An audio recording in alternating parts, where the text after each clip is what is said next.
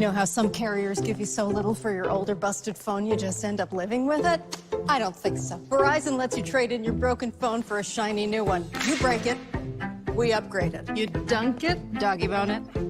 Slam it, wham it, strawberry jam it. We upgrade it. Get a 5G phone on us with select plans. Every customer, current, new, or business. Because everyone deserves better. And with plans starting at just $35, better costs less than you think.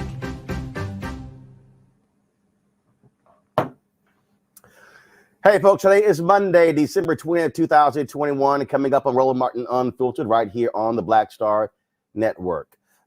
Omicron variant responsible for 73% of all new COVID cases.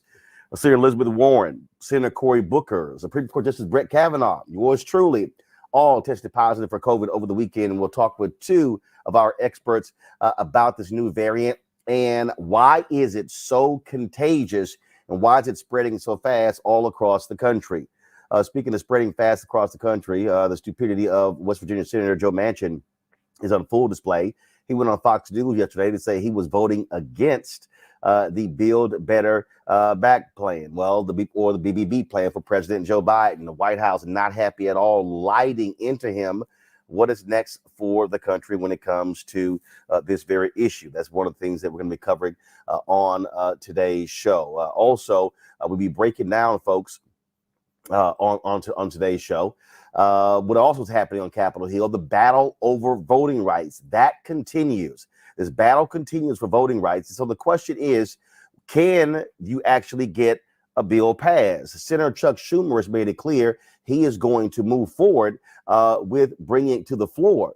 But the problem you still face, a Senator Joe Manchin, a Senator Kristen Sinema, they have both made it clear they're not going to roll back the filibuster. And so where do we stand when it comes to that? That's one of the issues we'll be talking about. Also discussing the Equal Act. That's one of the issues we're talking about there as well. Plus the jury in the Kimberly Potter case. That is, of course, the former cop who shot and killed Daunte Wright is now in their hands. We're going to give you an update on that as well, folks. A lot we're going to be talking about right here on today's show. It's time to bring the funk on Roland Martin Unfiltered on the Black Star Network.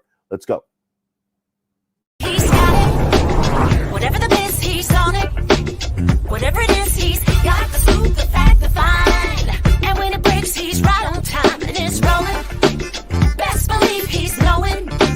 Putting it down from sports to news to politics. With entertainment just for kicks, he's rolling. It's on go, y'all. It's Roland Martin, rolling with Roland now. He's funky, he's fresh, he's real, the best, you know he's Roland Martin now.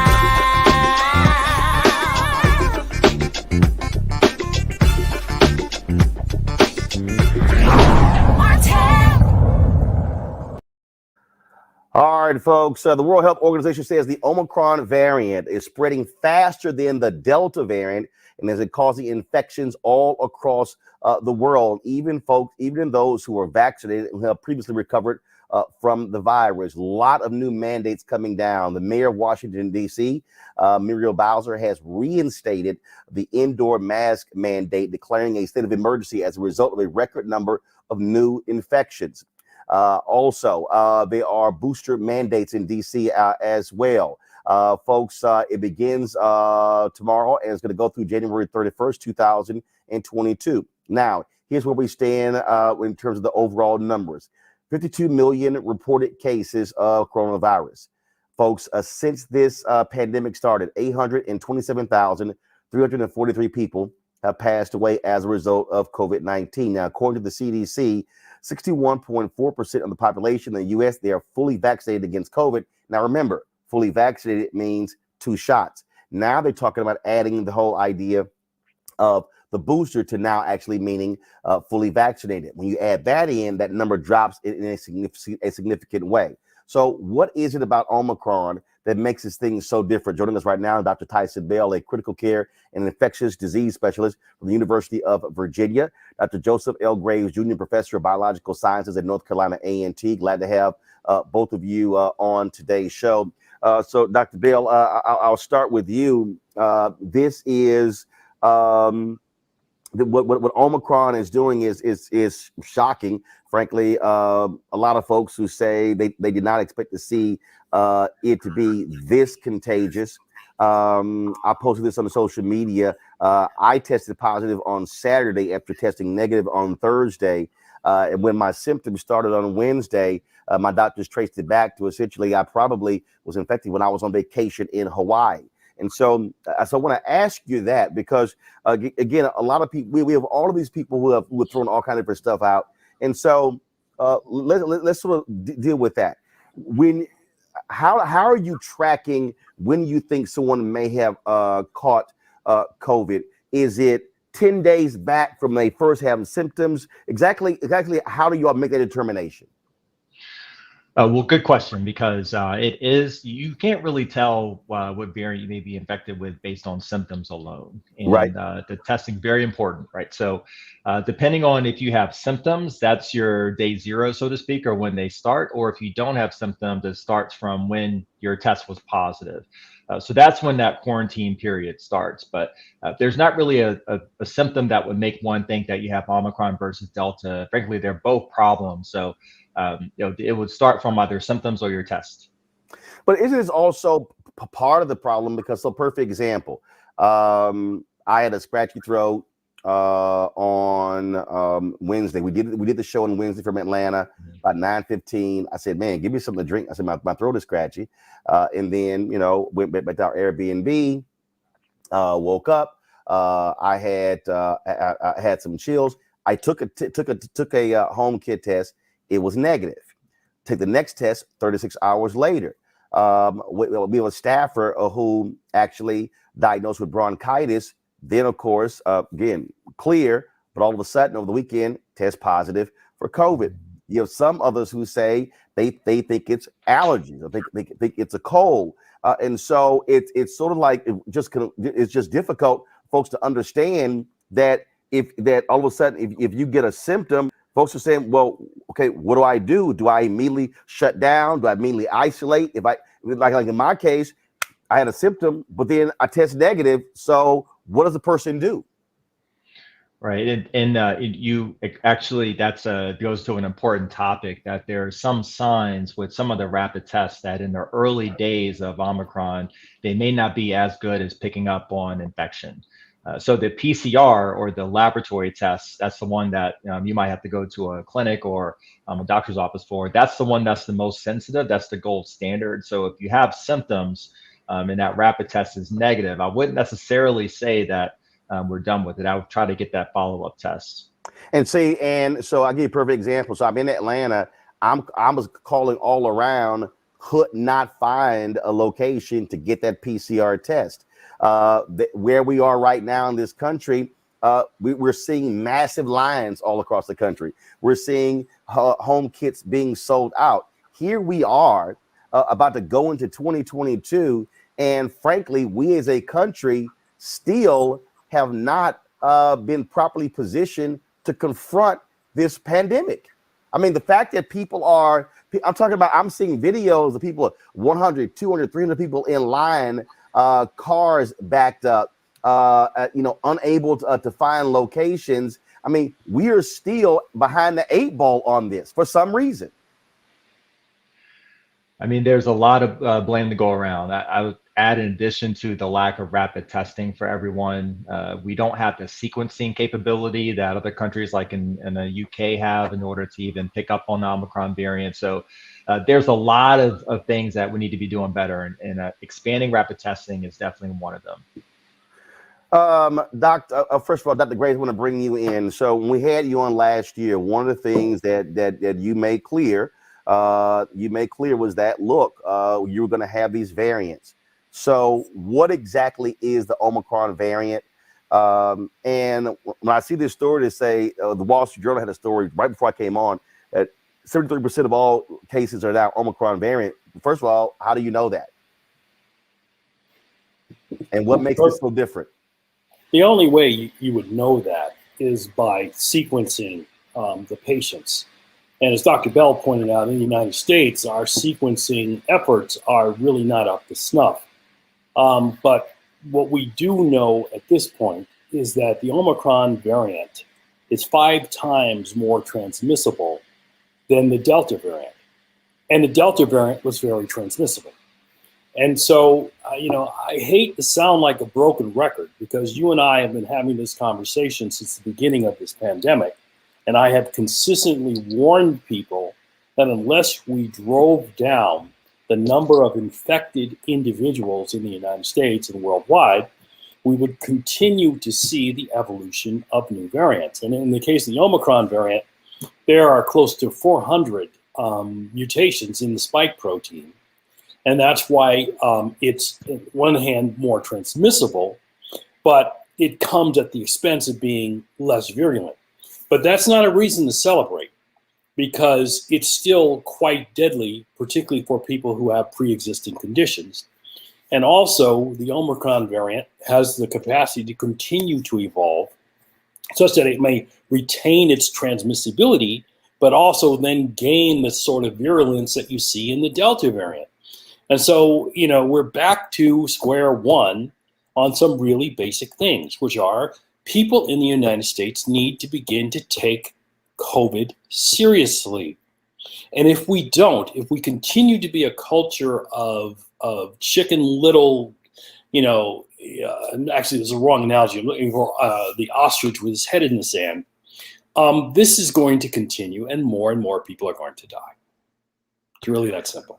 And okay, so what you laid out there, and so if it is, and first, why is it 5 times more contagious? And with that the case, and look, I've gotten text messages from people, other individuals who are prominent, who have actually tested positive, who have not gone public like I have, and I've had folks who said they've been at other events, and then next thing you know, these things have turned into super spreader events. And so for people out there, okay, what should we be doing though? What exactly should we be doing? Well, it's easy to explain what we should be doing. And that's, again, people in public health have been making these arguments for a long time now. And that is, we need to continue with mask mandates. We shouldn't be gathering large groups of people, particularly with the Omicron variant now beginning to take over COVID transmission. We should not be gathering large groups of people in closed spaces. It's just a wrong idea. And once again, Roland, I hate to say it, but we're at a place where folks are thinking that their money is more important than people's lives. And so they don't want to face the hard truths of this is a very dangerous virus that will continue to evolve and may get even worse than it currently is, either with regard to its ability to transmit or its ability to make people really sick. So unless we are willing to say that we as a nation are going to take the political and moral courage it takes to put an end to this pandemic, we're going to keep going on this merry-go-round of things getting slightly better, and then everybody wants to open up, and then all of a sudden a new variant comes along, and then we're back in crisis mode. I mean, here in North Carolina, hospitals are already beginning to fill up with Omicron cases, and New York yesterday had over 21,000 cases. So it's this lack of a consistent policy, and it's a lack of this willingness to basically do what's right with regard to the health and well-being of people in the United States and around the world, which keeps us coming back to these conversations. And again, I feel like I'm a broken record, but this is a record that's going to keep playing as long as people are unwilling to do what we need to do to stop this pandemic. So Dr. Tyson Bell, when we talk about, okay, how do we deal with it? Okay, so I just took my temperature, it's 97.9. Last week, it spiked to a fever of about 103. While in Atlanta, I took the monoclonal antibody infusion. Okay, so if we're talking about healing from this, and I can tell you for folks, they can actually hear my voice. In many ways, this feels like when I have allergies. Okay, stuffy nose, some congestion, don't have fatigue, don't have any of those things, and so here I am in my luckily I got a studio in my basement. So I'm here, wife's upstairs. So I'm locked off. So what is this then period? So let's say, okay, people all of a sudden becoming positive. How long then should they simply be self-isolating? What's that process? And how does one know you're getting better? What then happens? Right. So the recommended isolation period is 10 days if you're positive. So that would either be 10 days from when your symptoms started, or if you did not have symptoms, 10 days from your positive test. You don't have to be completely better, but you should have your fevers. They should be gone by that point. You should generally feel your energy starting to come back. Again, you might not be at 100%, but if you're on that road to recovery, if you're on the mend and your fevers are gone without taking things like Tylenol or Advil or Motrin, then that's a sure sign that you're kind of kicking it. The usual infectious periods in the first week usually. So that first 3 to 5 days is when it starts, but then it goes down and the virus levels do for most people, assuming you don't have any immunocompromising conditions or on medications like that. So I would say 10 days for most people. And of course, watching out to make sure no shortness of breath, things along those lines. There's no turn in terms of symptoms. Exactly. And then while we're at it, let's just make one thing clear that the vaccine, I know you've received the vaccine, it's still working. I mean, the vaccines are never perfect. We never said that they were. They mostly are very good at keeping out of the hospital. I mean, it's not like you have antibodies that can run ahead and drop kick the virus before it interacts with you. Like you can still get sick. But the point is, it activates your immune system much earlier than it would otherwise, and it decreases your chances of having a serious illness, so that you can actually, be positive, have COVID, and you can still do a show. And the thing, I think the point that Dr. Graves you made is so on point, that the real issue that we have in this country, it has been the schizophrenic. You've had all of these people who put pressure. Okay, gotta open up. And then they say, what's the big deal? We got to move on. It's destroying the economy. It's all of that. But then, to your point, spike, so everybody's like, okay, my goodness, we got to shut back down. And I just think I personally think that we're still operating behind the curve, because we had the idiots in the Trump administration who screwed this up from the beginning. You did not have massive testing across the country. The initial CDC test was a joke. Okay, it was problems with that. And so all of this talk, remember, people have the massive testing centers in parking lots, stuff along those lines. That didn't happen. Now you have people who have been saying that at the White House or the federal government should be sending home kits to every American household. I don't understand why that's a controversial thing if you're trying to deal with an international pandemic. Because, and then what did they say? Oh, the cost. I'm sitting there going, really? We just literally just passed an $8 trillion defense bill. And you're telling me you're talking about the cost of sending at home kits. And so not only that, those antibodies, it was difficult. It was difficult to find when I was in Atlanta. I mean, we were calling all over. I was talking to Dr. Ebony Hilton, others here in Virginia, saying, well, what if I get it when I come back to Virginia? She was like, ain't not sure it's going to happen here as well. So here we still, as a nation, as our total infrastructure, are ill prepared for what is going on. And it's as if it's just like a patchwork every single day. Well, protecting people from COVID is a national defense issue, and it needs to be treated that way. And I keep trying to bring home the fact that as viruses go, COVID is not as bad as what's out there. I mean, it's bad, but we have other viruses that can be next up in terms of their ability to become pandemic, and their symptoms and their mortality is going to be much, much worse than COVID. So if we don't put in place the biomedical research and medical public health infrastructure to deal with these emerging pandemics, the next time around, things could be really worse. And I also want to drive home that right now, the vaccines are holding up against the Omicron variant. But as the virus continues to evolve, there is a real possibility that we're going to get a variant that escapes control by the vaccines, and then we really won't be prepared. So we're at a moment, again, where we have the opportunity to try to get things under control, but it takes a concerted national effort. And folks that have been out publicly against vaccines need to basically change their tune. They need to start coming out and telling their supporters that they need to get vaccinated so that we can get this country back on track. Dr. Bell, on that point, it was interesting when I posted on Saturday about testing positive. I had folks come on my Instagram page, others saying, well, I hope you're not sitting here mentioning that crap about vaccines. And I'm like, you damn right I am. I said, I'm like, I don't give a damn what any of y'all critics think. I said, and I made it clear, every critic of the vaccine can literally kiss my ass. Because the bottom line is this here. There is no way in hell you're going to sit here and tell me that I'm not going to be trying to figure out every way to be fully protected. And that means the vaccine, that's the booster. I was scheduled to get my booster December 28th. But I still know someone who vaccinated and boosted who also got COVID. And here's the problem, Dr. Bell. I think part of it still goes back to when we first started. So many people were under the assumption or were led to believe that the vaccine was the cure.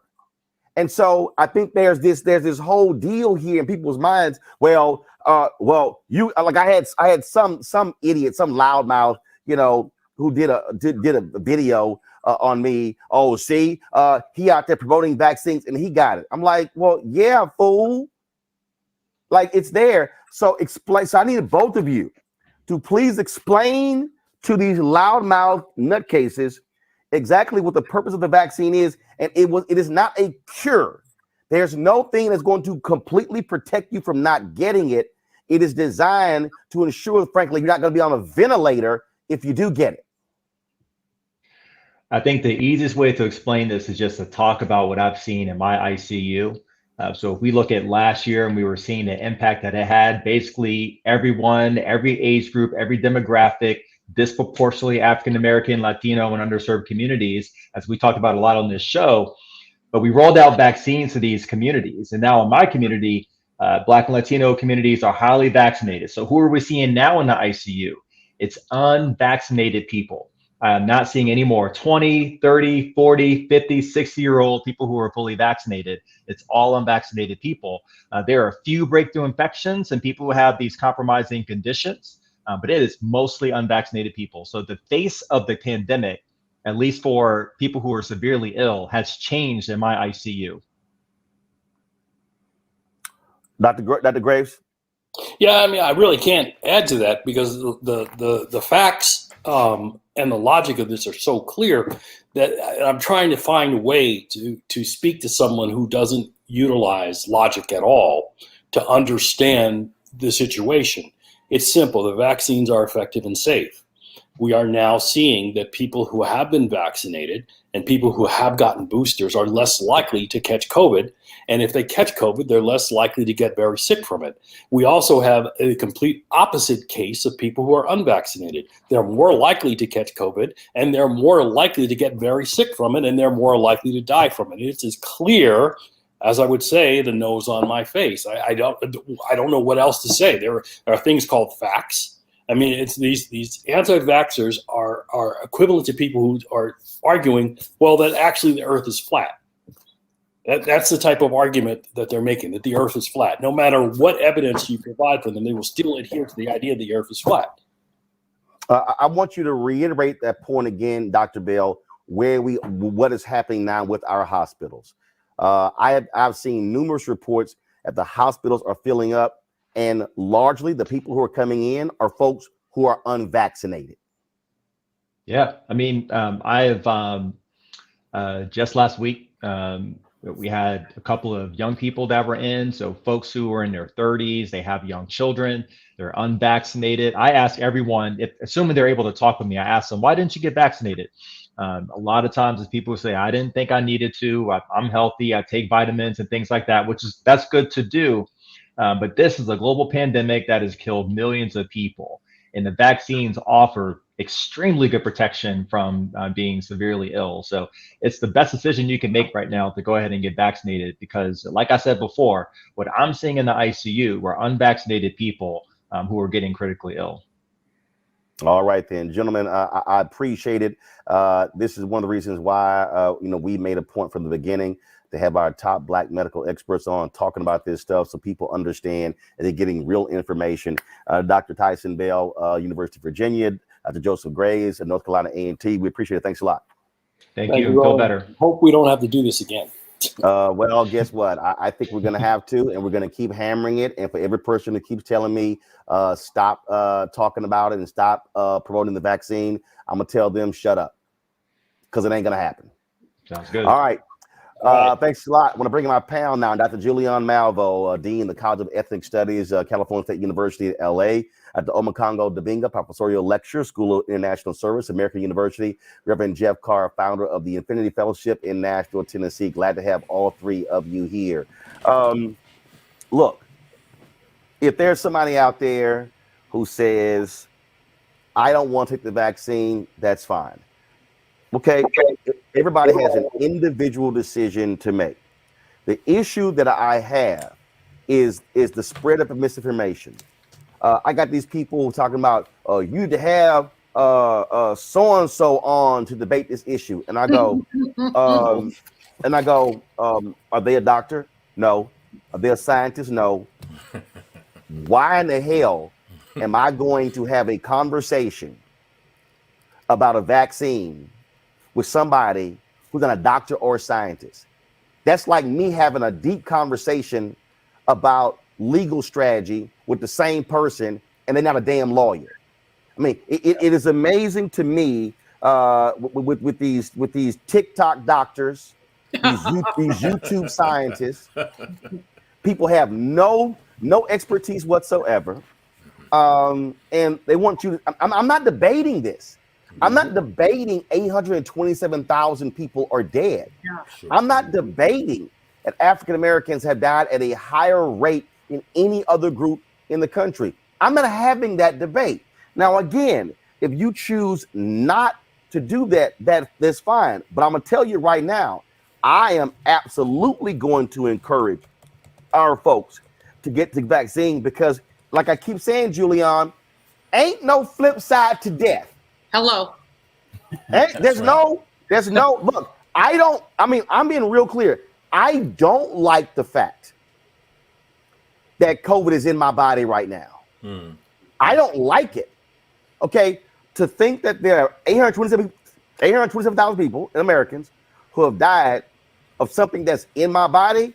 Oh, hell yeah, that's scary. But if you think for a second I was gonna be walking around here not being vaccinated, you got to be out of your mind. Not finding that antibody and getting it done. Okay, and again, if you want to eat some fruit and berries and some vitamins and do a whole natural, again, that's his deal. There are people holistic, that's fine. But what I'm not going to do is I will never allow the misinformation and the putting on of people who are spreading that crap, because too many of our people fall for that conspiracy theory so quickly, Julian. You know, Roland, I am so disturbed at the number of people who simply reject the vaccination. I applaud you for saying you're not going to debate these fools. And that's what I will underline, these fools. And I unfortunately have one or two of them in my own immediate family who refuse to get vaccinated because it's a white man's conspiracy. And I keep telling them white people dying from this too. But, you know, I don't talk to them about it anymore. You do what you do, just don't do it around me. And I think that's the issue, is the spreadability and the ways that so many people are infecting each other, so that those of us who've even been vaccinated can be unwitting spreaders. If the doctors are still there, I don't know if they are. No, they're gone. Okay, because I got to get on the airplane tomorrow. And I haven't had the booster yet because I can't find one. I've gone to 3 places and stood in line. Can I fly? You know? Actually, you can. So first of all, there's no requirement that you actually have to have the booster to fly. But the key is still taking all the precautions when you do fly. I've seen some doctors who've also said, hey, don't even take your mask off to drink or eat on the plane. Just wait till you land. I've seen that as well. Well, thank you. I will not. I will be sitting in first class sipping nothing. Jeff, this is what is happening here, and again, it blew me away. And when we see these numbers, how the numbers just jump so quickly. New York City, how so many cities and states start reporting how Omicron just spread so quickly, and the fact that it is so contagious. Well, when you talk about contagion, Roland, first off, I want to tell you this. I'm not a medical doctor, so I won't try to speak from a scientific space, right? I won't claim that. I will say that I am at an interesting crossroads where I have to put people in a space where they actually practice something that people seem to have lost in this day and age, and that's called common sense. When people see you and they hear you today, they hear you tonight bringing the funk. I'm glad you're bringing the funk. I'm glad we're bringing the funk today because to quote the great George Clinton, you got to let the vibes flow through because funk not only moves, it can remove. So your showing up today, your ability to bring the funk is proof that vaccinations work. Why? Because if you didn't get your vaccine, where would you be after testing positive for COVID? When we talk about this misinformation that goes into the world, we don't take into account the true and the real life stories of what if. As you all know, I'm a healthy guy. I've been a vegetarian 30 plus years. I take my elderberry. I do not take the flu shot, and I took vaccines. My wife took vaccines. My oldest son took the vaccine. I'm glad he did because he got COVID. Out of our 5 children, 2 of them tested positive for COVID, and it put him on his back. But as someone with a pre-existing condition, it would have put him in his grave had we not gotten the vaccine. So with all that we talk about, we have to find a way to communicate common sense to people in this day and age. One I guess metaphor, one picture that I like to use is a frat party on campus. And you have a party in a 2-story building, and somebody decides that they want to crash the party, and you don't want to let them in. So somebody says, "Hey, close all the windows, lock all the doors, and that'll keep everybody out." That's basically what a vaccine does. But what happens when the people do not want to get a vaccine and they go to a second floor and they open up all of the windows and the doors on the second floor? The people who are strong enough outside to climb to the second floor and get into the window, not only are they more determined, but they're stronger, they're faster, and they can cause more destruction once they get in. The lack of being vaccinated is giving an opportunity to the Delta and the Omicron strains to ravage our community even more, simply because we will not allow ourselves to build the immunity. And for people who talk about the conspiracy theory of what is coming from the white man and what is coming to destroy us, ask the question, why is it that European countries are stockpiling hundreds of millions of doses of vaccines and only 7% of Africa is inoculated and vaccinated? If anything, the conspiracy would operate the other way around. Congo? That sounds about right to me. And quite honestly, I have to give you your props again, Roland, for being on the forefront of countering not only misinformation, but disinformation. We've seen that YouTube, Facebook, all of these social media sites have been so late to the game. Just within about the last 2 or 3 months is when they started removing videos from some of these uneducated people out there spreading misinformation. I've seen stories on places like CNN where people are saying they trust this YouTube virologist more than their own doctor and the like.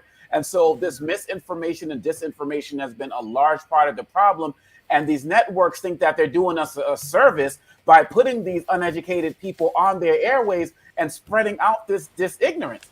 And it's costing people their lives. And so people really need to follow your example, because in this day and age where there's no such thing as a negative news story because everybody can get their 15 minutes of fame, people should be more responsible with their platforms that they allow people on who are actually going to share real information. I have not seen you one time arguing with some of these guys on YouTube and bringing them on your show. Hey, let's talk about it, and elevating them. But I've seen all of the other networks do it. I've seen it and really at the end of the day, they are part of the problem as well. Fox is going to do what it's going to do, but these other networks don't have to be so ignorant and irresponsible. You've had on leading people every single day, or at least every single week, talking about this stuff.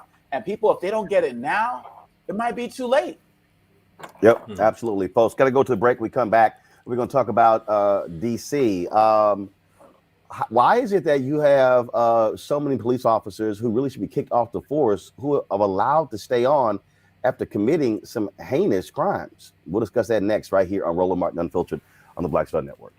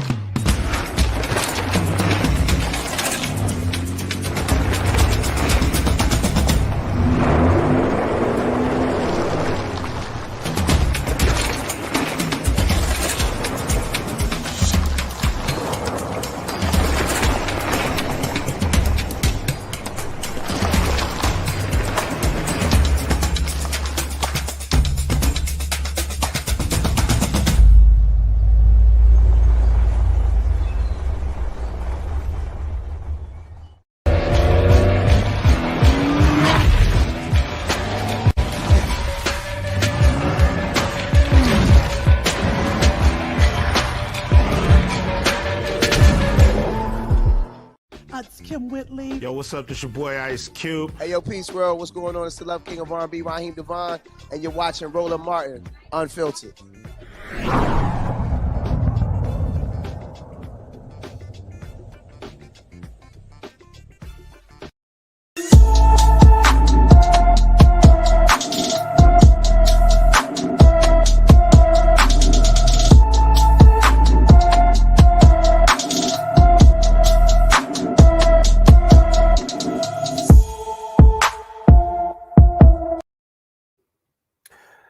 All right, folks. 11-year-old Nasia McFall was last seen on August 29th, 2021 in Baltimore, Maryland. She's around 5 feet 5 inches tall, weighs about 145 pounds. She has natural hair and both of her ears are pierced. Anyone with information regarding her whereabouts are urged to contact the Baltimore Missing Persons Unit at 443-984-7385, 443-984-7385.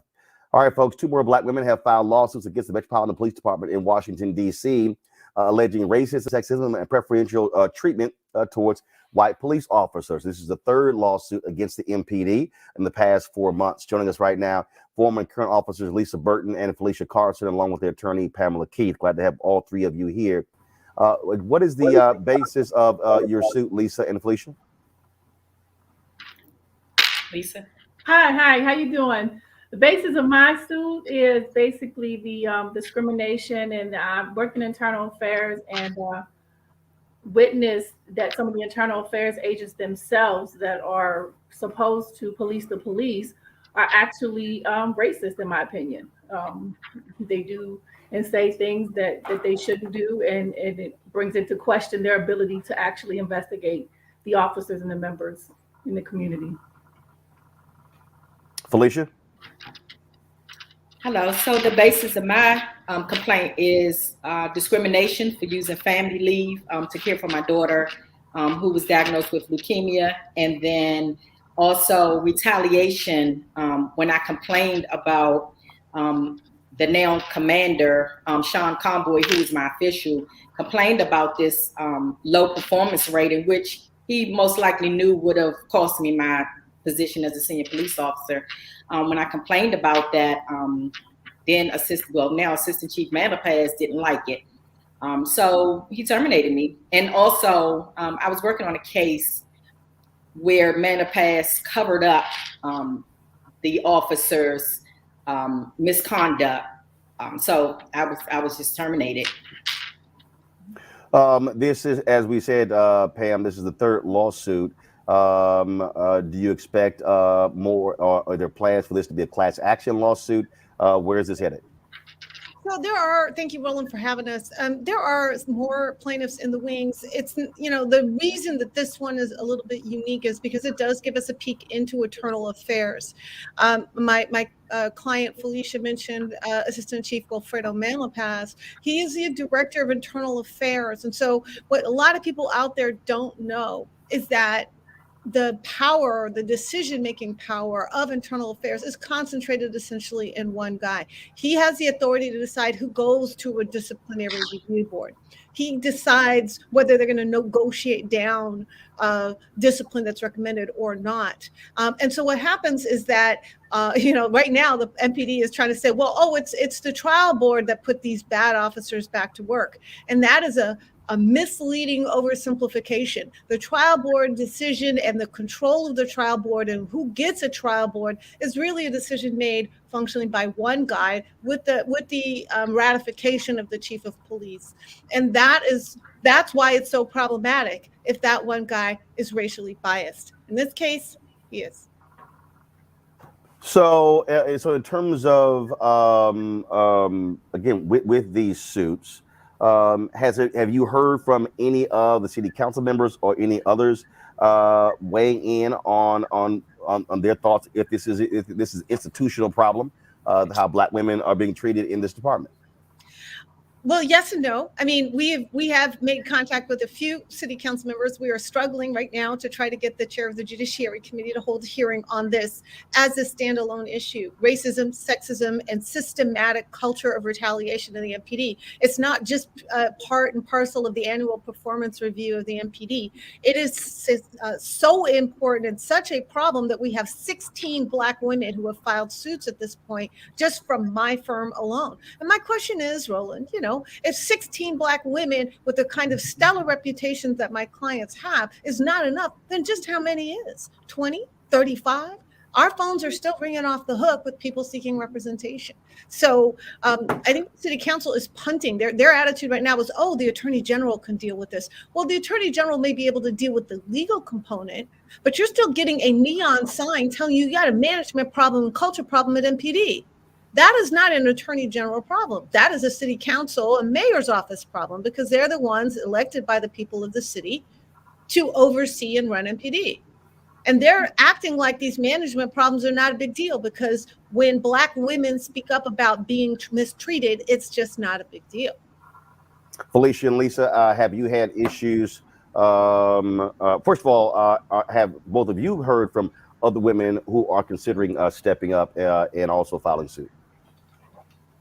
Yes, I've heard from several women. I still work there, and the problem is the fear. Everyone is paralyzed by fear.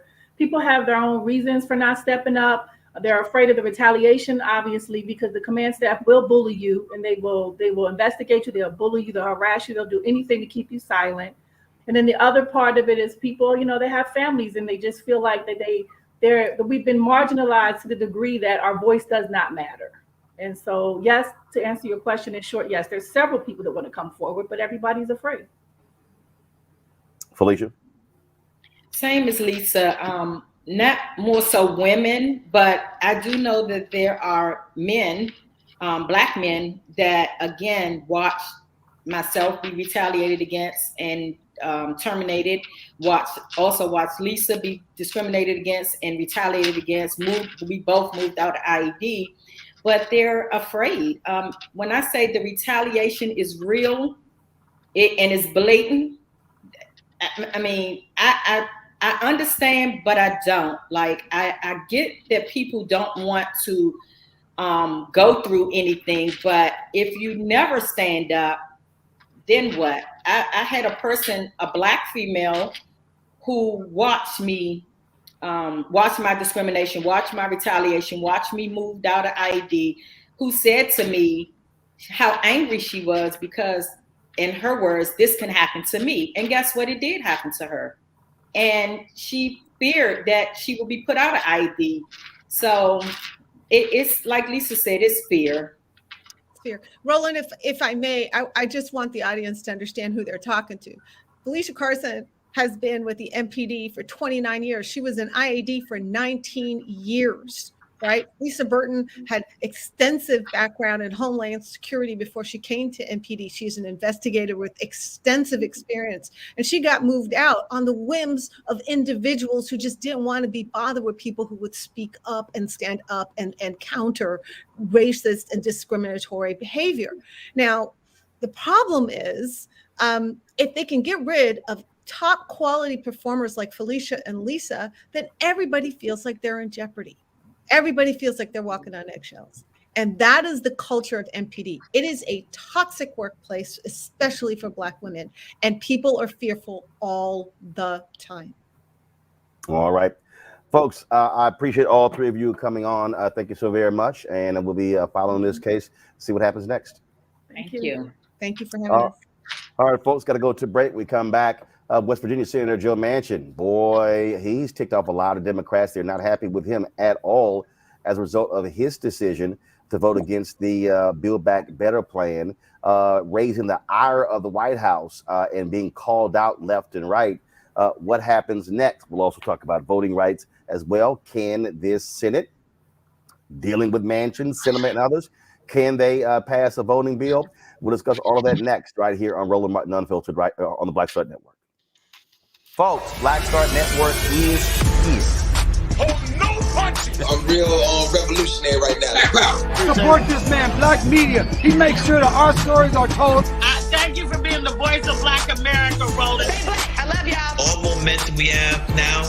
We have to keep this going. The video looks phenomenal. See, this difference between Black Star Network and Black-owned media and something like CNN. You can't be Black-owned media and be scared. It's time to be smart. Bring your eyeballs home.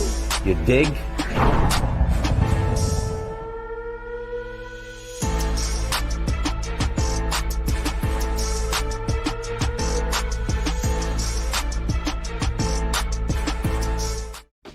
My name is Charlie Wilson. Hi, I'm Sally Richardson Whitfield. And I'm Daunte Whitfield. Hey everybody, this is your man Fred Hammond, and you're watching Roland Martin, my man, Unfiltered.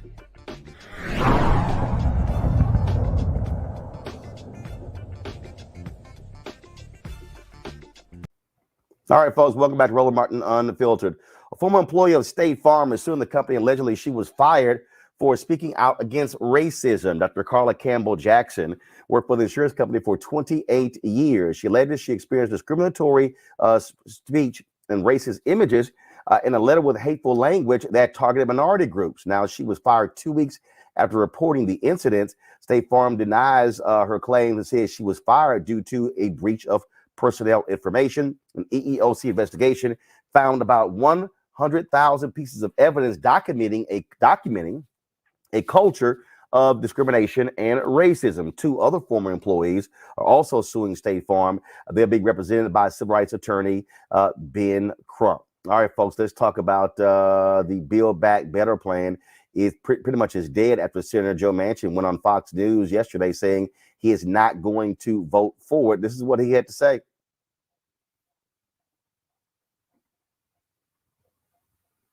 Now, Democratic Senator Joe Manchin of West Virginia. Senator, welcome back to Fox News Sunday. Good to be with you, Brett. Senator, you're at the center of this negotiation with the president over his social spending and tax bill, the Build Back Better bill that is not coming up in the Senate before the new year, in part largely because of your reservations. Without you, the leadership doesn't have the votes it needs. So today, right now, what's the state of play? Well, Brett, you know, this is a mammoth piece of legislation, and I had my reservations from the beginning when I heard about it 5.5 months ago, and I've been working diligently every day and every minute of every day. I've been working on this, meeting with, whether it be the President Biden, whether it be Majority Leader Schumer and his staff, whether it would be with Nancy Pelosi, all of my colleagues, I mean, from all different spectrums of the political spectrum, if you will, from the right to the left. I've done everything humanly possible. And you know my concerns I had, and I still have these concerns. And where I'm at right now, the inflation that I was concerned about, it's not transitory, it's real. It's harming every West Virginian. It's making it almost difficult for them to continue to go to their jobs. The cost of gasoline, the cost of groceries, the cost of utility bills, all of these things are hitting in every aspect of their life. And you start looking at then you have the debt that we're carrying at $29 trillion. You have also the geopolitical unrest that we have. You have the COVID variant, and that is wreaking havoc again. People are concerned. I've been with my family. I know everyone's concerned. So when you have these things coming at you the way they are right now, I've always said this, Brett, if I can't go home and explain it to the people of West Virginia, I can't vote for it. And I cannot vote to continue with this piece of legislation. I just can't. I've tried everything humanly possible. I can't get there. All righty. Well, guess what? That didn't sit too well with Democrats. The White House came out full blast saying that he actually reneged on his own word, saying that earlier in the week, he presented President Joe Biden personally with a $1.8 trillion framework of the bill. It was a huge rebuke from the White House. It was a letter that came from Press Secretary Jen Psaki that broke it all down. Now, Vice President Kamala Harris, of course, on Friday spoke about why the bill was important. This was prior to Manchin's decision on Sunday. So who's the real president of this country? Is it Joe Manchin or Joe Biden, Madam Vice President? Come on, Charlemagne. I really, Come on. It's Joe Biden. I can't tell sometimes. No. It's Joe Biden. It's Joe Biden. And don't start talking like a Republican about asking whether or not he's president. It's Joe Biden. Do you think Joe Manchin is a problem? It's Joe Biden. And I'm vice president, and my name is Kamala Harris. And the reality is, because we are in office, we do the things like the child tax credit, which is going to reduce Black child poverty by 50%, on track to do that. We do things that are about saying that our Department of Justice is going to do these investigations and require that we end chokeholds and have body cameras. It is the work of saying we're going to get lead out of pipes and paint because our babies are suffering because of that. It is the work of saying people who ride public transit deserve the same kind of dignity that anybody else does. So let's improve that system. It is the work of saying that we have got to bring down prescription drug costs because folks who have diabetes should not be dying because they don't have enough money in their pocket. It's about saying Black maternal mortality is a real issue that must be treated by everybody, including the White House, as a serious issue. Okay? So I hear the frustration, but let's not deny the impact that we've had and agree also that there is a whole lot more work to be done. And it is not easy to do. But we will not give up, and I will not give up. I just want you to know that Madam Vice President, that Kamala Harris, that's the one I like. That's the one that was putting the pressure on people in Senate hearings. That's the one I'd like to see more often out here in these streets.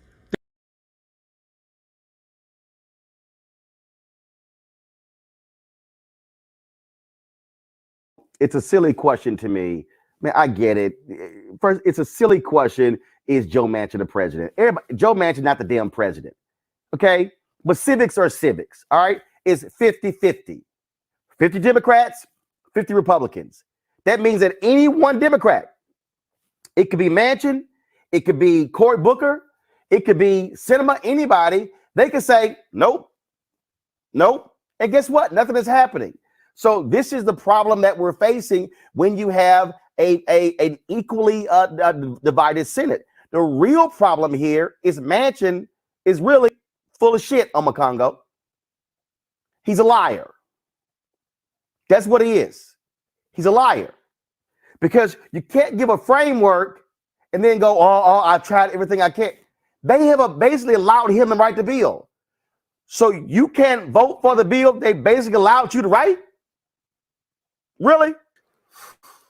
You ain't lying, man. Look, shout out to Representatives Ayanna Pressley, Rashida Tlaib, and Ilhan Omar, and AOC, who all said from the beginning, Cori Bush, Manchin cannot be trusted. He has shown his full colors full out. And Roland, to do this on Fox News, an outlet where he knows he's not going to get challenged, he throw out all of the stuff about the filibuster and how it needs to be, we need to maintain it and all of that. But I had nothing to say about the fact that they had a carve out for it for the budget just last week, the week before last. And it's been carved out over 160 times. He's a liar. He's not out here. He's not an honest broker. I'm sitting here looking at some stats. West Virginia, number 47 in healthcare, number 45 in education, number 48 in economy, number 50 in infrastructure. And yet the average salary income of people there is $26,000 a year. I know some speakers who make more than that. He has bamboozled the people of West Virginia. And but look at this, Roland. He has over a 60% approval rating by the people of West Virginia. So he understands how the hustle goes. And I'm hoping that by now, more West Virginians are starting to see that he is full of it, that he's not an honest broker. And going off of what Charlamagne just said, we need to see more of this Vice President Harris, because this Vice President Harris, when they first got into office, she went into West Virginia, went on television and talked about the importance of the COVID relief package. But I haven't seen them do that on these Build Back Better bills or the voting rights bills. They need to get in attack mode and seriously call him out. And I believe that once all of the people of West Virginia get exposed to who he really is, they're going to have that more pressure on him, and we're going to get him to do what we need him to do. I do believe that. They just don't know. Here's the deal. Jeff, Joe Manchin is banking on the sheer illiteracy of his own voters. Sure. West Virginia ain't the smartest state in America. When you look at the fact that the child care tax credit, 93% of the kids in his state are impacted by that. So when he say, well, when I go back to West Virginia, I got to be able to explain to my people, and if I can't vote for it. That must mean they too illiterate, because they just believe in anything that this man says. Out of all other states, he represents one of the brokest damn states in America. They more than anybody are going to benefit from this bill. But Joe Manchin has corporate interests he's representing, not the people of West Virginia. 68% of voters in West Virginia support the Build Back Better plan. Former Secretary of State Hillary Clinton tweeted that out. Well, guess what? I need 68% of the people in West Virginia who are voters to be blowing his phone lines up saying you're screwing over us. And see, that's part of the problem. He has not gotten enough pressure from West Virginians. And so they're just believing whatever this man says, and they're the ones who are going to get screwed. Well, if you can keep people's eyes focused on Fox News, and you can keep them focused on the story, you can do whatever you want. I like to point out in a mini tribute to the great Sister Bell Hooks, who's transitioned into life after life recently. She said, what we do is more important than what we say or what we say we believe. So Joe Manchin is in this place now where he is doing things that are showing us exactly who he is. And in his action, we are seeing that he is as disconnected, as distant, and as unfocused as that webcam that they put at the top of that stadium for ESPN to cover the Celebration halftime show. This guy is so separate from reality when you're dealing with the party and you're dealing with America, and yet so highly focused on, as you said, banking. What is he banking on? He's banking on himself. So he's advancing a narrative that comes out of the 1980s and 90s with the concept of the welfare scares, when they were saying we got to keep people from getting on welfare because they're going to take all the money. Never mind that 80% of the welfare money at the time was going to administrative costs, and it was not getting to the actual people. Joe Manchin is now advancing this notion, advancing this narrative that what people are going to spend their money on, their Build Back money on, is drugs. And what people are going to do with their time off and their paid leave is go hunting. All of these things that have no basis in reality. And so he's playing on the beliefs and stereotypes that are coming out of, frankly, the conservative right, so that we can continue to move toward what we're moving toward in America, and that is a space of white minority rule. Joe Manchin will benefit from that. He's saying, look at these people over here and what they might do with the money based on a belief, but don't look at the $174,000 a year that I get of your money.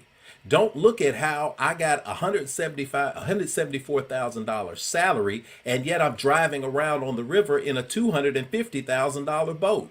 When we continue to not have this analysis and just see through this and call people out, as you said, it's got to start happening in his home state. We have a national voice of people who are pointing out the inaccuracies, who are pointing out what is wrong, the discrepancies, but it's got to start coming from West Virginia, because people have to see that they are the ones who are going to continue to suffer and end up in the bottom of every category, as Dr. Omekongo pointed out. I want to bring in a guest with the Poor People's Campaign. Look, they have been doing that. That they have been on top of this. They have been mobilizing people in West Virginia. They had last week.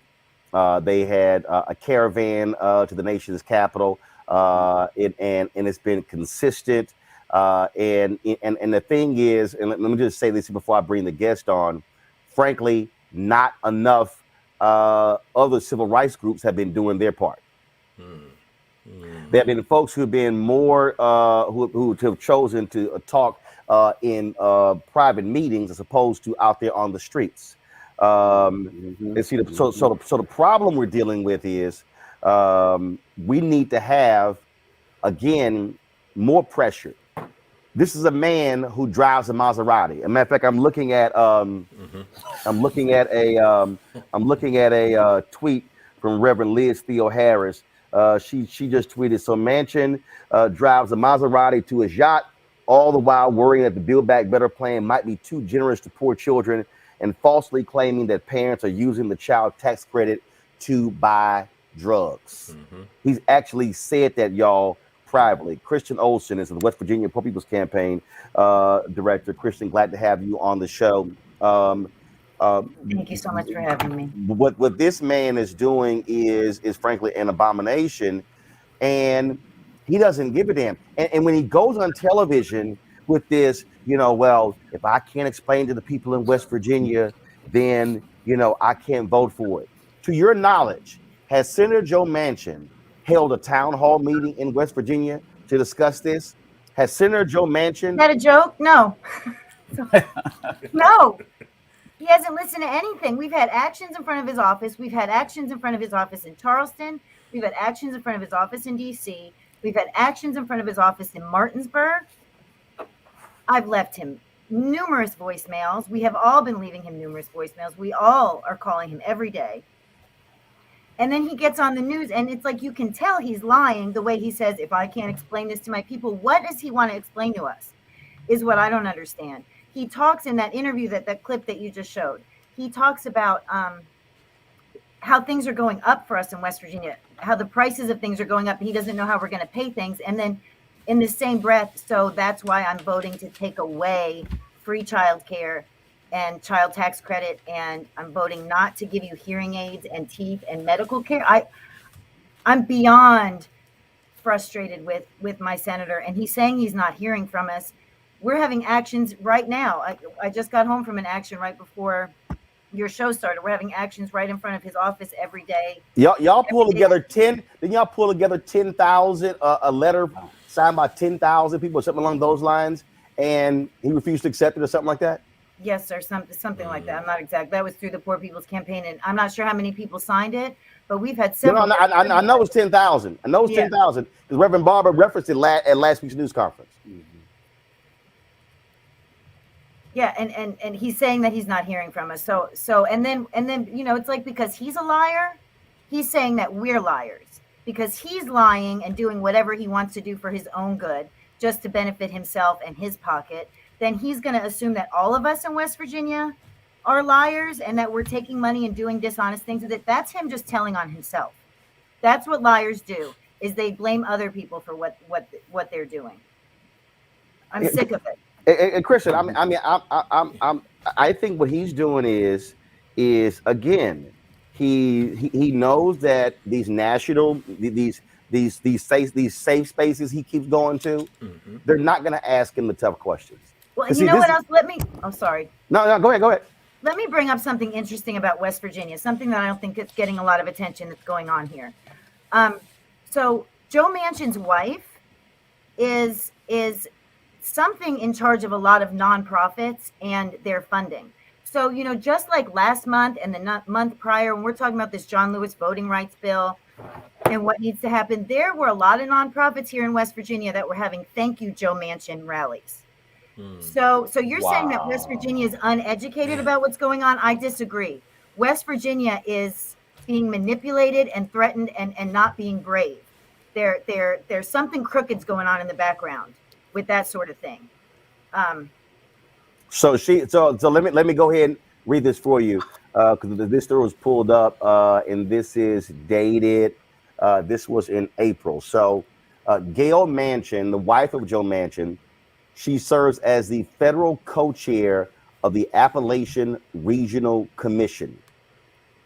And of course, the Appalachian Regional Commission is a federal state partnership to boost economic development across 13 states, stretching from Georgia to New York.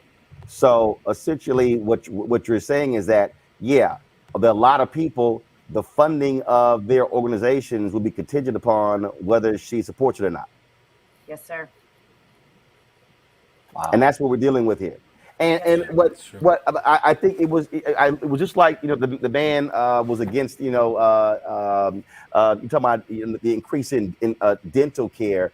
I saw one story where 25% of folks in the state don't have natural teeth. It was some story like that, and you just sit here and you go, okay, which West Virginia this man supposedly representing? And I'm like, who does he actually talk to? Does he actually show up to anything in the state, or does he just go to his yacht and drive his Maserati? You know that we had to have a flotilla to get to his yacht so that he could even hear us at all. Out on boats, there was several days of actions where people were out on their boats trying to talk to him and yell at him on his yacht. And he drives mentioned it. He drives a Maserati. He's so disconnected, and apparently doesn't even read the newspaper because it was on the front page of our local paper. I don't have it right next to me, but how badly we need this. Here's the thing, right? That you know, and again, I would, to be honest, I was very surprised at how aggressive that White House statement was. I was very surprised. But you know what? To me, this is one of those deals where President Joe Biden should go do a town hall on a cable network in West Virginia. Mm-hmm. Mm-hmm. And you know what? And he doesn't need Joe Manchin's permission. Good point. I remember I guess I was in 2016, I think, when Senator Bernie Sanders had one. I think Chris Hayes was the host on MSNBC. President Joe Biden should do that. President Joe Biden should say, you know what? Fine, Joe Manchin. In fact, really throw the gauntlet down. Biden should say to Manchin, you show up at my town hall in West Virginia where we will discuss the Build Back Better plan publicly. See, to me, if you're gonna throw the gauntlet down, Christian, that's what you do. And if Manchin can't explain it to us because either we're too stupid or he doesn't understand it himself, then Biden and Kamala Harris should come down and help West Virginians understand. I agree. Well, it'll be great if that happens. Look, I love what y'all are doing there. I absolutely support Reverend Dr. William Barber, Reverend Liz Theo Harris. Y'all been putting the pressure on, and the key is y'all been showing affected people, putting their voices out there, not just people who are pastors, not just people who are organizational leaders. And so I say keep it up, because this man is supposedly representing y'all. He should be responsive to all constituents, not just those who give campaign donations. And I want to thank you really quickly because I am involved in the Poor People's Campaign because I found you on YouTube and I saw Bishop Barber and I signed up last February and I joined right away. And so you're the reason that I'm in activism. And I just want to thank you, Roland Martin. Christian, I appreciate it. Y'all keep it up. Let us know how it goes, and we'll keep spreading the word too. Thank you. Thank you. God bless. I want to bring in we'll bring Julian back in. This thing right here, Jeff, again, pressure bust pipe, and they got to stay on them. They got to stay on them. They got to stay on this man. Yeah, Roland, what you said about hold Julian. Jeff, Then Julian, go. Okay, and I'll make mine really, really quick. And this is the community organizer in me. A lot of times when you take on an issue, it can be so big that it can be frustrating. You go into a neighborhood and you say, I want to just get rid of crime. I want to take on crime. You're always going to have a problem getting people involved. Why? Because crime is a constant. It's too big to actually see progress. But if you can identify a couple of blocks and say, look, I want to stop some people from breaking in cars because people have been breaking in cars lately. People jump in, they fix that issue, and then they say, how can we add 2, 3, 4 more blocks to this? I think what we're looking at with this Joe Manchin issue is a huge issue because of the power that he's wielding, because of the storms that he's causing within the party and in the nation. But I think how do we target small victories so that people don't lose hope with the work that Christians doing and other people with the Poor People's Campaign? That is what I think needs to be a new locus of focus. How can we identify, for instance, where is his money, most of his money come from, and how do we start chipping away at that so that he can recognize and realize this may be an issue of a death of 1,000 cuts, but let's start working on this right now in digestible pieces that can actually give us some tangible tangible outcomes. Because if not, I worry that it may be so big that the frustration may get the Poor People's Campaign and other groups that are out there knocked out of the game. The Poor People's Campaign will never be knocked out of the game. That's your pessimism, my brother. Oh, no, I'm an optimist. I just want to make sure they don't bleed you. Yeah. I'm talking, my brother. Yeah, I'm sorry. Reverend yes, William Barber is the bomb. He has committed his life to this from the time I met him in the early 2000s. He is committed to this. So no, they will not be discouraged. They will not be moved. The issue is whether the so-called leaders at the national level, as Roland has pointed out, have the cojones to really call Manchin out. Yes, having town hall meetings in West Virginia would make a big difference. Yes, having people like our sister who was just there with us earlier, going to his office, rolling up on his yacht, that makes a difference. This guy is a toxic tool of the coal industry of which he owns a slice of. Let me repeat that, a toxic tool of the coal industry of which he owns a slice of. And that's important because he's protecting his self-interest. He's not protecting the interests of the people of West Virginia or, as the Constitution would state, the people of the United States of America. This is really, Manchin is a slimy sludge of, you know what, alliteration, slimy sludge of you know what. The issue is that people have to be willing to stand up. And unfortunately, I think someone earlier in the program, Roland, talked about the will of the minority. This country has always been constructed to basically lift up the will of the minority. And so the Senate is a minority rule situation. The Congress, in many ways with gerrymandering, is also, and we can go down the list. But this man needs to be stopped. He's not the president of the United States, nor can he play to be. But what he is a toxic piece of garbage who is against the American people and, more importantly, the people of his own state. Mama Congo, I was glad to see the Biden White House issue that statement and basically saying you lying, saying you came in here with a plan and you were supposedly working with us. And I love how they detailed it. And then they detail how Biden invited him to his home in Delaware and what he told him directly. That is the kind of look, they've been dancing with him, not really wanting, to tick him off. But to me, this was an affront. And now Manchin wants to come out and say, oh, I was offended by a staffer. Man, that's a punk ass comment. I mean, this is real here, okay? Yep. If I am engaging in a conversation with the president of the United States, do you actually think I'm sweating some little staffer? Only if your ego is big. In fact, allow me to go back to when President George W. Bush was there. Senator Ted Kennedy, what was it? The No Child Left Behind law? Was that what was the education law? Was one of the Oh yeah, Yeah, let no those child left child behind. behind. Let every child get Senator Ted Kennedy pretty much wrote that law directly with the president. So, but Manchin, no, Manchin's lying. I don't believe a word that he says. Manchin was going 3.5 trillion. Yep. He kept bringing it down. He was never going to support this. He was going to find Congo. He was going to find a way to say no, regardless, no matter what. And that's why when they had the two bills together and they gave up on one, they said we're never going to get this bill back better because he can't be trusted. And look, one of the things that Sister Olsen said, which we have to be mindful of, is when she mentioned the thing about Gail Manchin and the situation with her role over these nonprofits.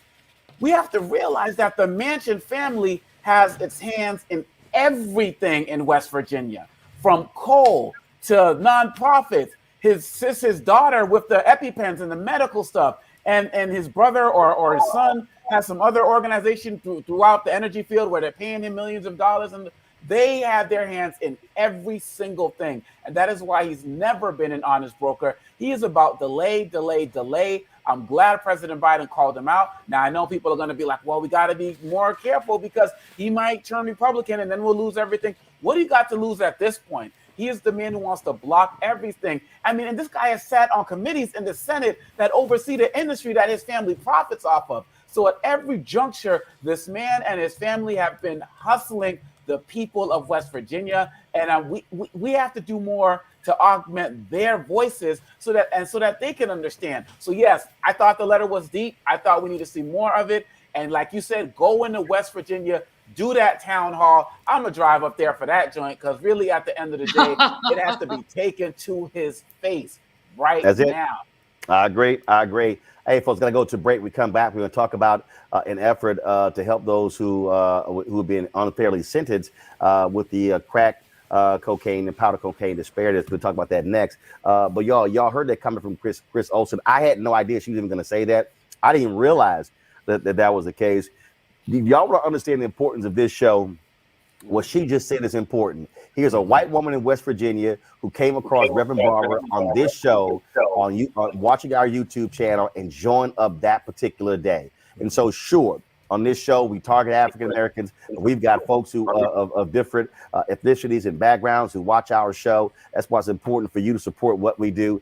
So please, we want you to download our Black Star Network app. Our goal is to have 50,000 downloads by the end of this month. Of course, we're on all available platforms: Apple phone, Android TV, Apple TV, Roku, Amazon Fire Stick, Xbox, Samsung Smart TV. And also, please join our Bring the Funk fan club, where your dollars make it possible for us to do what we do. Cash App is $RM Unfiltered. PayPal is R Martin Unfiltered. Venmo is RM Unfiltered. Zelle is Roland@RolandSMartin.com. Roland@RolandMartinUnfiltered.com. We appreciate all support. Folks, what we're doing is building something that's great. And again, I mean, I was like, wow, I couldn't believe she said that. But again, you never know who's watching. And that's why I want y'all to understand. You never know who is watching. And that's why we are about empowering people, educating people, giving them the kind of information. And so, Chris, thank you so very much for saying that. And thank you for calling the Poor People's Campaign and joining them that day. And so we certainly appreciate that. Got to go to a break. We'll be back. Roland Martin Unfiltered on the Black Star Network.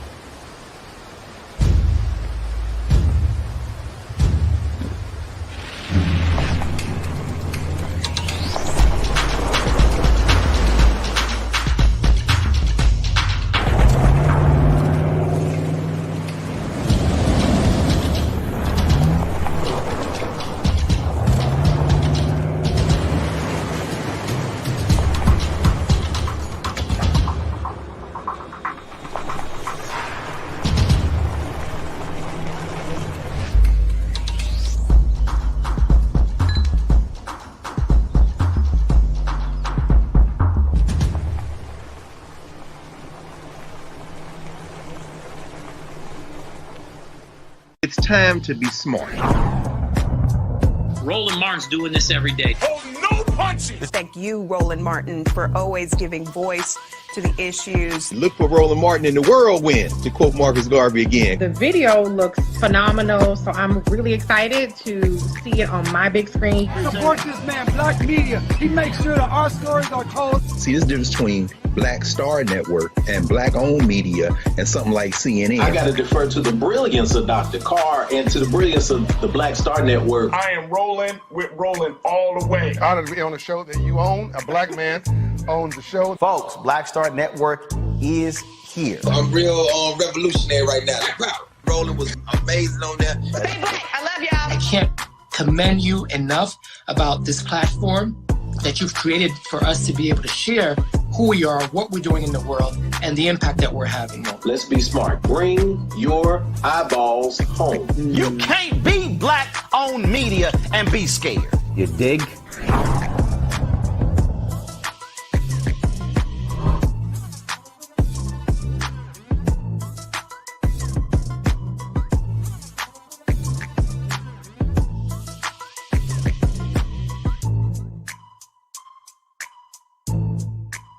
Hey everybody, it's your girl Lunel. So what's up? This is your boy Earthquake. Hi, I'm Chaley Rose, and you're watching Roland Martin Unfiltered.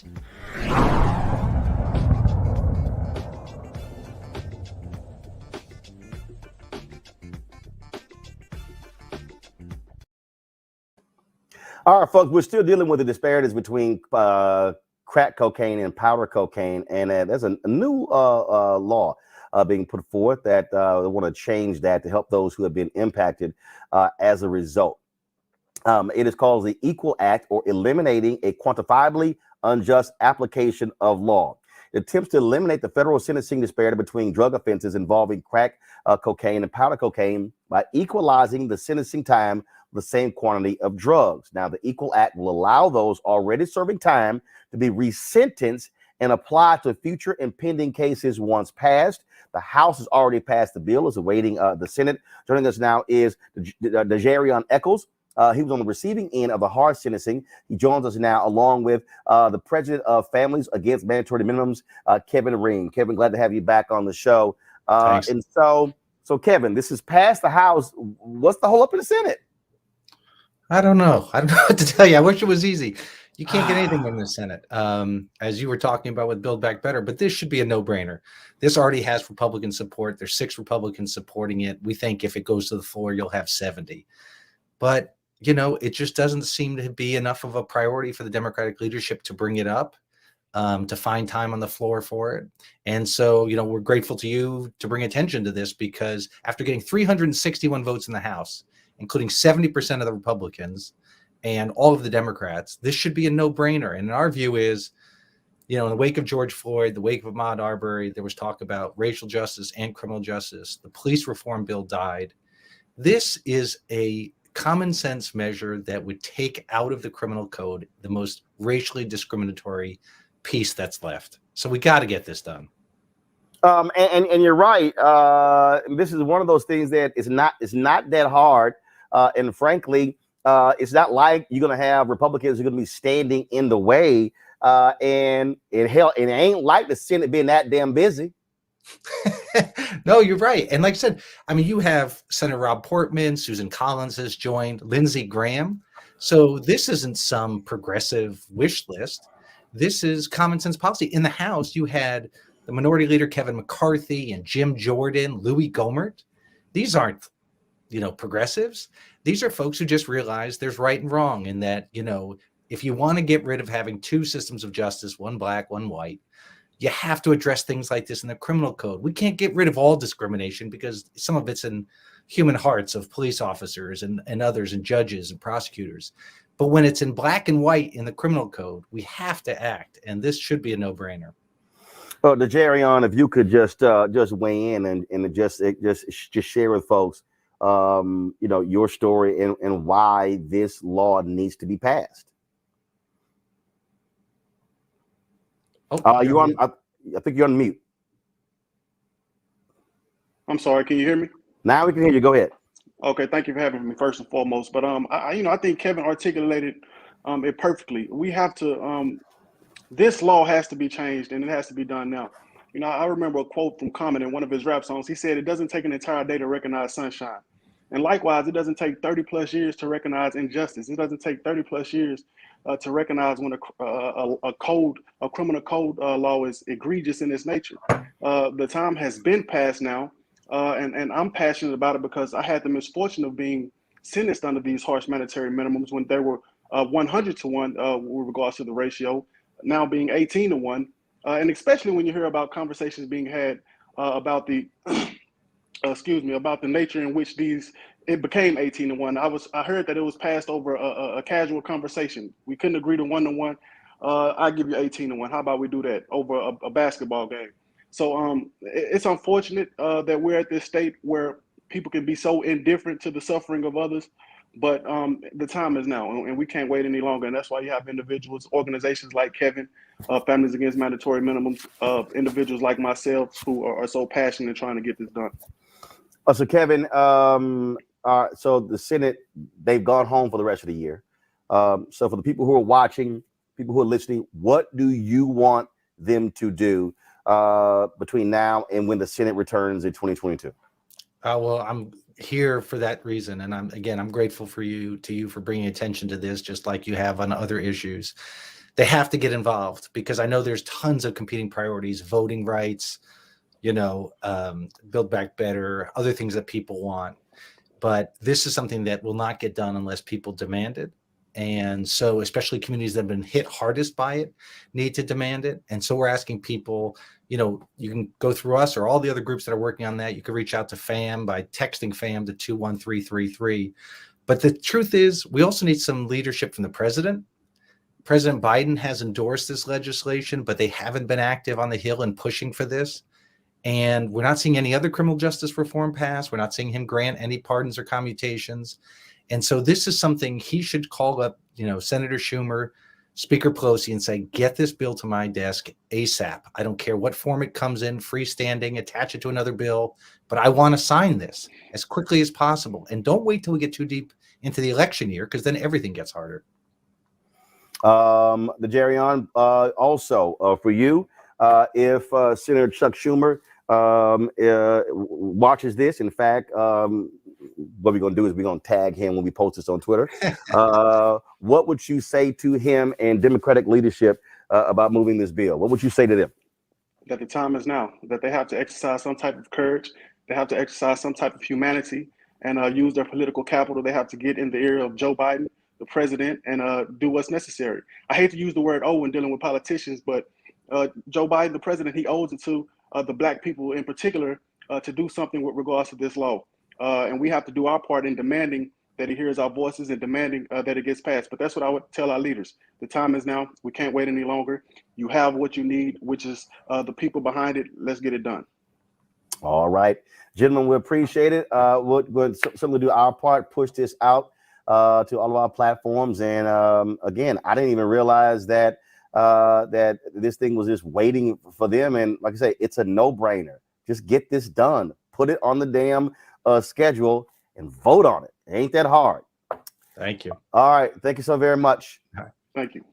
All right, folks. The trial of Kim Potter, she, of course, the former cop in Brooklyn Center who shot and killed Daunte Wright, is now in the hands of the jury. Of course, you had all of the different back and forth, prosecution, the defense laying their cases out. Both sides, of course, had one shot of convincing the primarily white jury of Potter's guilt or innocence. Now, prosecutors told jurors during closing arguments that the shooting was entirely preventable. But Potter's attorney said, look, it was just a mistake and it wasn't a crime. For the holidays.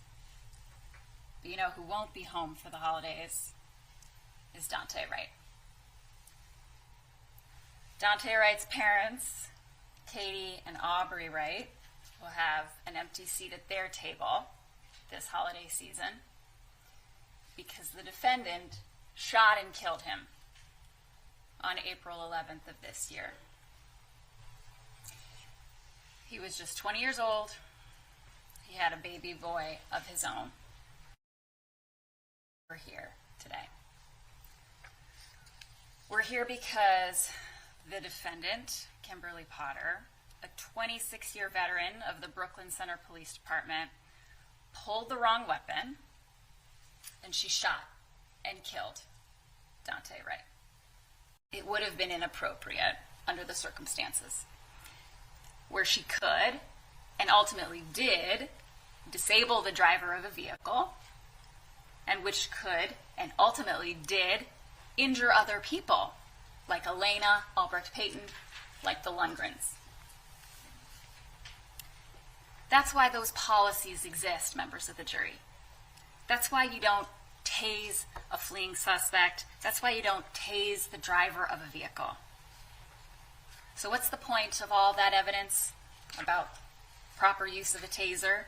Well, it goes to show that even the decision to use a taser was not a wise one. It goes to show that she made a series of bad choices that led to her shooting and killing Daunte Wright. It goes to her disregard of all the risks.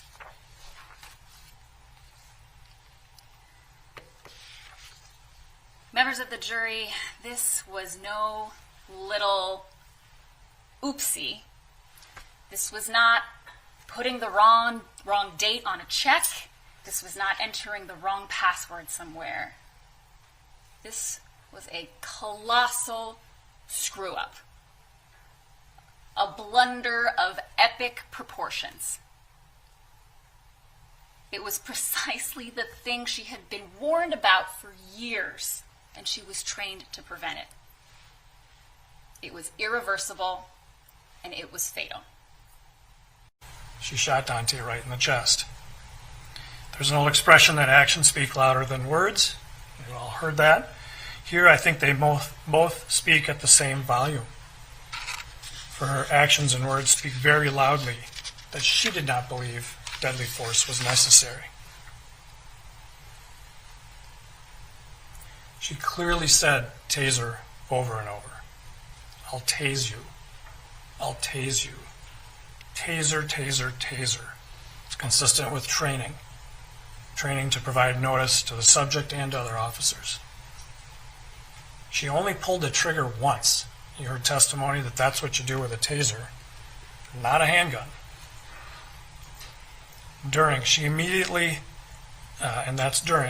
After she immediately expressed surprise that she had shot him, she immediately said she had pulled the wrong gun. She punctuated that admission with profanity. Pulled the wrong fucking gun. She emphasized. She immediately expressed shock that she had done something so very wrong. Consider the real volume, if you will, of her reaction. She is distraught. She is beside herself. She questions how she could have done this. She collapses to the ground and admits how wrong her conduct was. I'm going to prison and I killed a boy. Is that the reaction of somebody who thought deadly force was really necessary? Also important is what she did not say. She never said, I had to shoot him, or somebody could have gotten hurt, like her fellow officers, her police family. She didn't even take Sergeant Johnson's offer to say that, when Sergeant Johnson said he was trying to drive away with me in the car, which isn't even true. But he offered that to her and she didn't even bite on it. She was so caught up in the recognition of the wrongfulness of her own conduct.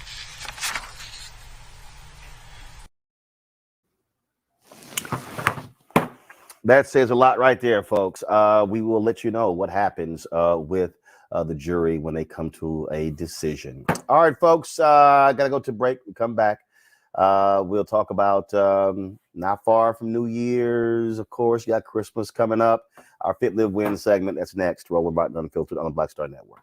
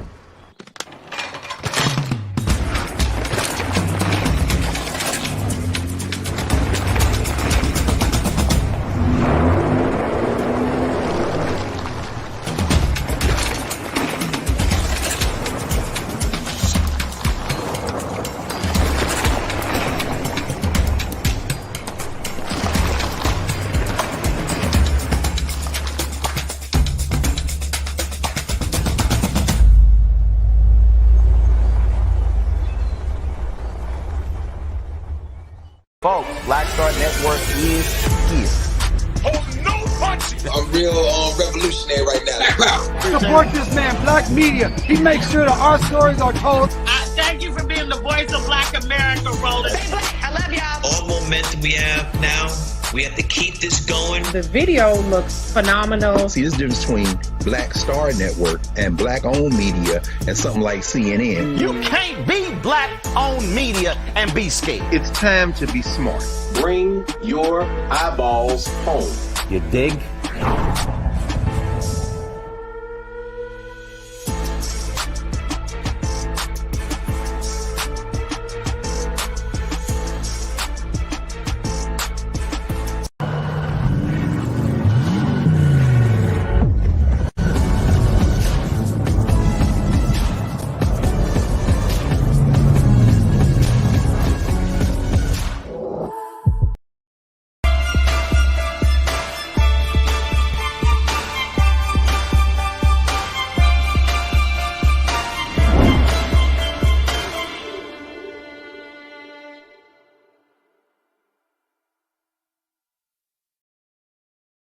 Push this thing up. So my guest, he is with Effect Fitness in Atlanta, co-chief operating officer, master fitness coach Reggie Ball.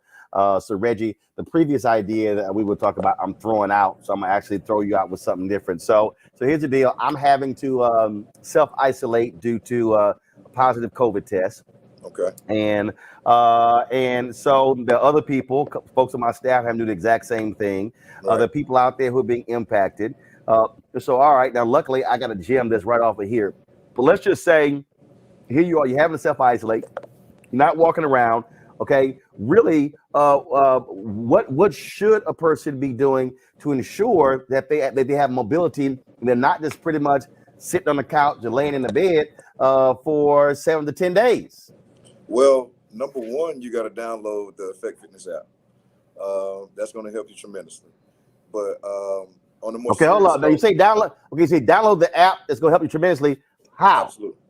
Well, you download the app. I mean, it's on all. It's on the Apple, the Google Play, the Apple Store. It's available everywhere. So it's very easy to use. We're upgrading it daily. So we're steadily at work to make sure that when you are quarantining, you're at home and you're not mobile, that you have something to do. You have something that'll keep you active. But more importantly, so what's on the app? So that way, okay. So you're right. If I'm sitting in here and like I am, and again, luckily I got a pretty large basement. But again, so you're downloading. What am I looking at? What am I doing? Again, I can't do nothing for the next. Because for me, they say you got to isolate for 10 days after your first symptom. That for me was Wednesday. So I'm pretty much here through Saturday. So I got 6 days in here. What should I be doing? So it's a very fun and innovative boot camp class. So you will be moving. You can actually perform these classes for very minimum weight.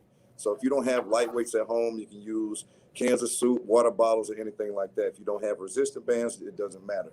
You're still going to feel that burn, and you're still going to be, more importantly, active. All right. So with our boot camp classes, again, it's with music, it's fun, it's very energetic, and we also have people, giving you live examples of what we want and what we expect. And we're doing pretty good at it, man. Again, it's very easy and simple and fun to use.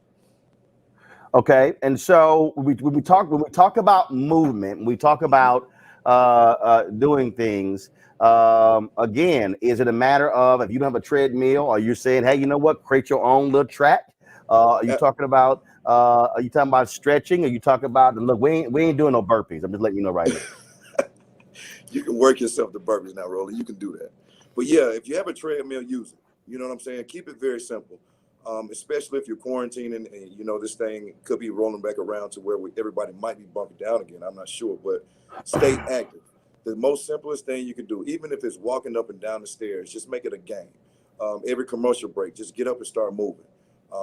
Again, if you have the Peloton, you have bikes, if you have roller skates, just move.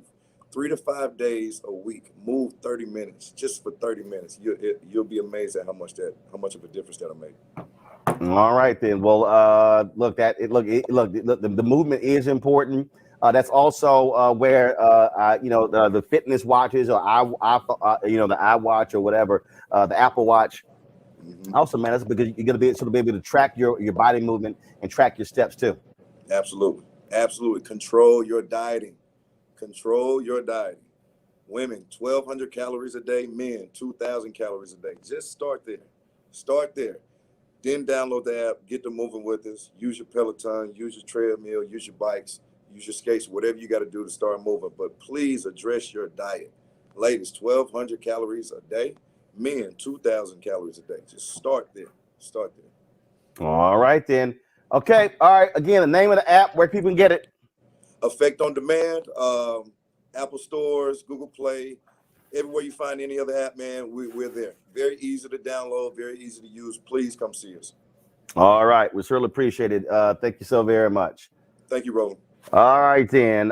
We of course, first of all, Omakongo, Jeff, Julian, want to thank you. We all been on here. Of course, we're totally virtual, not only because just with me not being in the studio, but also one of my staffers also tested positive, who wasn't with us last week. And so the whole crew there also. So, yeah, we're not going to be back in the studio until January 3rd. And so I was hoping to showcase, folks, our new office space. I'll show y'all what it looks like today, but that's going to be delayed. So we'll do that come January 3rd. I want to thank all three of y'all for being with us. We really appreciate it. Thanks so much. Thank you, Roland. Thank you. Namaste, Happy my brother. holidays. Happy New Year. Get well. All right. Likewise. Well. Absolutely. So, folks, that is it for us. We'll see you guys tomorrow right here on Roland Martin Unfiltered on the Black Star Network. Of course, remember, you can download the app, Black Star Network. Tell a friend, tell a family member. All platforms, you can download it to your Apple phone, Android phone, Apple TV, Android TV, Roku, Amazon Fire Stick, Samsung, Xbox as well. And please support us, Roland Martin, Brina Funk Fan Club, Cash App, $RM Unfiltered, PayPal is R Martin Unfiltered, Venmo is RM Unfiltered, Zelle is Roland at RolandSMartin.com, Roland at RolandMartin Unfiltered.com, folks. Thank you so very much, folks. Thank you for all the prayers and everything. I am getting better, so yeah, I am still stuffy, but it's not like. Look, here's the whole deal. I ain't hospitalized, don't have shortness of breath, all that sort of stuff like that. So on the mend, but I do have everything down here. So before I came back yesterday, I could not fly from Atlanta. So we took the Rover-mobile. We'd already driven up to Atlanta for all of our gear, and so there was a 9-hour ride back. Wasn't bad. I watched a couple movies while I was coming back, but. My wife Jackie, she moved a bunch of stuff down here, so y'all know I was like, okay, I need you to bring my putting green. So my putting green is down here. My Need for Speed video game is down here. It's the only video game that I play. That's the only one that I play. So that's down here. And luckily, I got a kitchen down here as well. This was a hangout spot for my nieces when they were here. So they're gone. So I got the 82-inch TV, the home studio down here. And so, I'm good. So trust me, we'll get the workout stuff in as well. And so I'm about to go fix me some salmon right now. All right, that's it. I'll see y'all tomorrow. Roland Martin Unfiltered, Black Star Network. Holla! Peace out.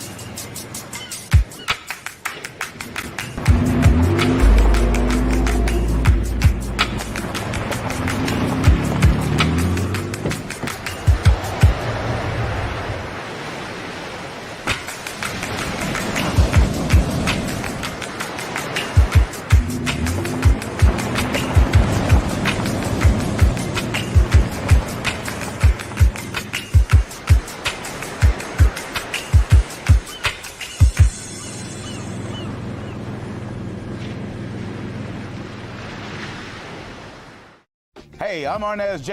Black TV does matter, dang it. Hey, what's up, y'all? It's your boy Jacob Lattimore, and you're now watching Roland Martin right now. Stay woke.